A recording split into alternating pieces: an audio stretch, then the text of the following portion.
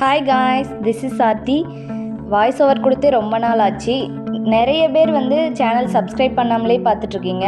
தயவு செஞ்சு மறக்காமல் சப்ஸ்கிரைப் பண்ணிவிட்டு பாருங்கள். அப்போ தான் நான் போடுற வீடியோஸ் எல்லாம் உங்களுக்கு ரெகுலராக சேரும்.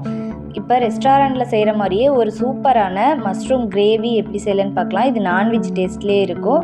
இதில் ஃபஸ்ட்டு நம்ம இதுக்கு ஒரு மசாலா ப்ரிப்பேர் பண்ணணும். அதுக்கு ஒரு மிக்சர் ஜாரில் ஒரு பெரிய வெங்காயம், ஒரு கைப்படி புதினா, அதுக்கப்புறம் ஒரே ஒரு பச்சை மிளகாய், சீரகம் எல்லாம் சேர்த்து பேஸ்ட்டாக அரைச்சி எடுத்துகிட்டு வந்துடுங்க. அதுக்கப்புறம் ஒரு பேனில் எண்ணெய், அதுக்கப்புறம் ஹோல் கரம் மசாலா ஆட் பண்ணிவிட்டு ஒரே ஒரு பெரிய வெங்காயம் சேர்த்து நல்லா வதக்கிட்டு, அதுக்கப்புறம் இஞ்சி பூண்டு பேஸ்ட் இடித்து வச்சுருக்கேன், அதையும் சேர்த்து நல்லா அதோட பச்சை வாசனை போகிற மாதிரி வதக்கி விட்ருங்க.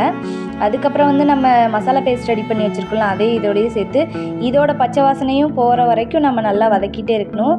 இப்போ இது கூட கொஞ்சமாக உப்பு சேர்த்து இதையும் நல்லா வதக்கிட்டே இருங்க. இப்போ இது கூட நம்ம மசாலாஸ் ஆட் பண்ண போகிறோம். நான் அதிகமாக சில்லி பவுடர்லாம் ஆட் பண்ண மாட்டேன், ஏன்னா பசங்க சாப்பிட மாட்டாங்க, அதனால் கொஞ்சம் தான் ஆட் பண்ணுவேன். உங்களுக்கு பிடிச்சா நீங்கள் நிறையா ஆட் பண்ணிக்கலாம். கரம் மசாலா, சிக்கன் பவுடர், அதுக்கப்புறம் மஞ்சள் தூள் தான் ஆட் பண்ணியிருக்கேன். அதுக்கப்புறம் ஒரு 3 பெரிய சைஸ் தக்காளியை பியூரி மாதிரி அரைச்சி வச்சு இதில் ஆட் பண்ணி நல்லா கலந்து விட்டுருக்கேன். இது கொஞ்சம் பச்சை ஸ்மெல்லாம் போய் ஓரளவுக்கு எண்ணெய் பிரிஞ்சு வந்ததுக்கப்புறம் ஒரு 2 கப் மஷ்ரூம் ஆட் பண்ணியிருக்கேன். இதில் மஷ்ரூம் எல்லாம் மசாலா கூட ஒன்றா சேர்த்து கிளறி விட்டு குக் பண்ணுங்கள். கொஞ்சமாக தண்ணி மட்டும் ஆட் பண்ணி குக் பண்ணுங்கள். மஷ்ரூம் சீக்கிரமாகவே குக் ஆகிடும். பாருங்கள், ஒரு கொத்தமல்லி இலை தூவி சூப்பராக சர்வ் பண்ணுங்கள். எண்ணெய் பிரிஞ்சு வரும்போது ஆஃப் பண்ணிவிட்டு சர்வ் பண்ணுங்கள். ரொம்ப ரொம்ப டேஸ்டியாக இருக்கும். மறக்காமல் சேனலை சப்ஸ்கிரைப் பண்ணிடுங்க.